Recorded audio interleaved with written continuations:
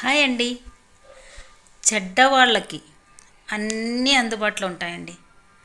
మంచివాడు అనిపించుకున్నవాడు వాడెప్పుడు ఒంటరి వాడే. ప్రతి విషయమందు అవసరానికి పనికిరాని డబ్బు, ఆరోగ్యం లేని ప్రాణం, అక్కరకు పనికిరాని బంధం, పిలిస్తే పలకనంత దూరంలో స్నేహం దేనికి పనికొస్తాయండి?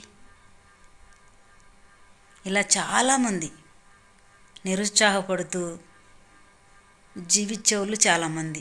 డబ్బు ఉండి కూడా అక్కరకు పనికిరాదు, ఆరోగ్యం సరి ఉండదు, కానీ ఆరోగ్యం లేని ప్రాణం దేనికి? అక్కరకు పనికిరాని బంధం ఎందుకు?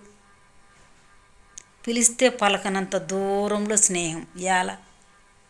ప్రతి ఒక్కటి అందుబాటులో ఉంటేనే మనకు జయం.